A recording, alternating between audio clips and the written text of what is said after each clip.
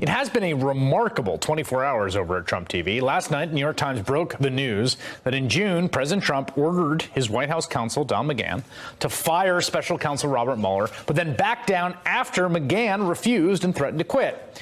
Because the story broke shortly before his show, the president's chief propagandist had to scramble to figure out how to cover it, which led to a hilarious reversal in less than an hour. First, Sean Hannity dismissed the story, but then, after finding out his network had itself confirmed parts of it, Hannity changed course, saying, okay, the story may be true, but so what? It doesn't matter. We'll deal with it later, before abruptly throwing to a car crash from the day before. At this hour, the New York Times is trying to distract you. They have a story that Trump wanted Mueller fired sometime last June, and our sources, and I've checked in with many of them, they're not confirming that tonight. And the president's attorney dismissed the story and says, no, no comment, we're not going there. And how many times has the New York Times and others gotten it wrong?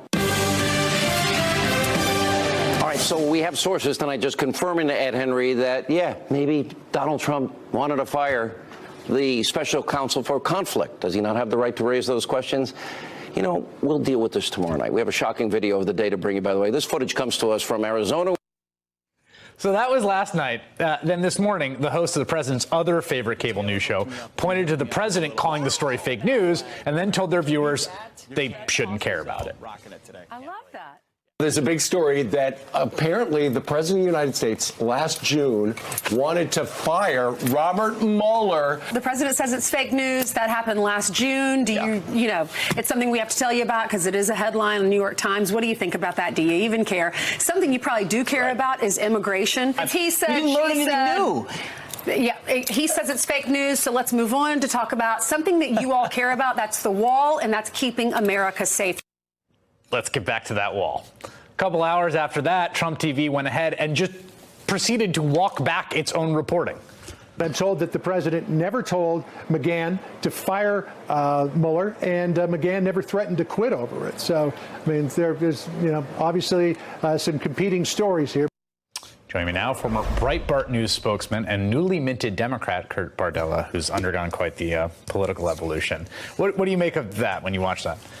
You know, first of all, I almost feel bad for Ed Henry, who was in a position where he actually confirmed it on the air that he heard that these stories were true. He reported it, essentially. He's got his own network and other reporters completely undermining him. That's how far this is. Literally, the right hand doesn't know what the far right hand is doing over there. Well, or that's just getting overridden by the political imperative, which is what it looks like, at least from the outside, though obviously I don't have any special knowledge. I mean, there used to be some sort of semblance of line between the news journalism side and the quote-unquote commentary side. But it's very clear who's driving the train now. I think that was always a little quite permeable. But think how far they've gone. They've gone from the fair and balanced moniker to now so far to the right. They make Breitbart look sane. This is how far that they've gone. It used to be that the Breitbart crowd was the conspiracy theory crowd, that they were the crowd that would run anything, didn't care about any validity journalism, any standards. And now Fox News has completely replaced that. The reason why there's no void with Steve Bannon going down, it's because Fox News took that over a long time ago. But there's also this thing that happens where it's been sort of fascinating to watch them deal with all this.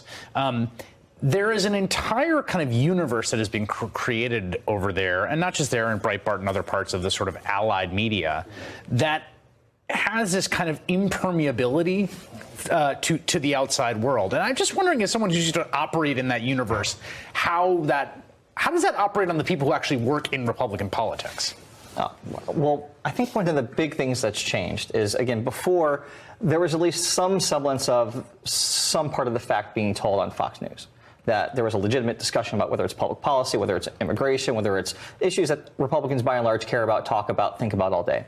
Now, it's so far removed from, I know so many Republicans who tell me they don't even watch Fox News anymore because they actually want to know what's going on and they can't watch that to be informed. Otherwise, they're going to end up going on national TV, repeating something that Fox News reported and sounding like idiots. Which was something similar to like appeared to happen to Ron Johnson with the notorious secret society text, which he had to sort of walk back. I want to show you a little bit more of the way in which Fox has approached Mueller to begin with, because part of what's strange about watching them deny it is they themselves have been calling for him to fire Mueller all along. Take a look at what Hannity had to say back in June.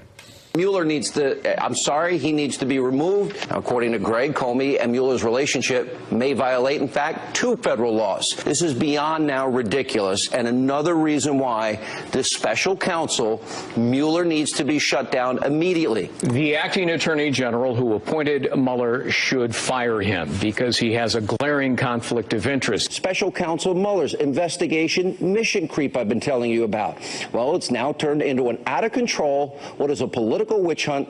It needs to be stopped. He should recuse himself. He's incapable of carrying out a fair and impartial investigation. You have to wonder the degree to which the president himself got the idea or thought about doing it from watching that. But we see time and again, you can measure the president's tweets with what's on Fox News programming. There's a complete relationship and a direct symbiosis there. I mean, I think the crazy thing here is Sean said that this should happen. It actually happened. Trump gave the order. He said this should happen. And then he goes on TV to say, well, what does it matter? It's like, it was your idea in the first place. You're the one saying it should happen. Well, what I find really interesting here is I'm surprised that the tactic they've gone with is to deny it happening when they could just say, well, he had every right to, or he thought about doing and didn't do it. But instead, they seem to be sort of fighting on the facts, and it's gotten very muddled. I mean, I'm shocked that the thing that Sean didn't do yesterday was saying, hey, I said this last June. I'm glad you took my advice. Exactly. Thanks for watching. Well, wait 24 hours, and maybe coming up on that version of the news cycle. Kurt Bardella, thanks for being with me. Thanks, Chris. Good evening from New York. I'm Chris Hayes. The president just landed back in Washington from his trip to Davos, and he returns to yet more questions about his actions towards special counsel Robert Mueller's investigation. The president was attending the World Economic Forum, where he got to rub elbows with the so-called globalist elite. The only thing on reporters' minds at Davos was the blockbuster report by the New York Times. The president ordered Mueller to be fired last June, backing off only after his White House counsel threatened to quit. This morning, the president gave them a classic Trumpian non-denial.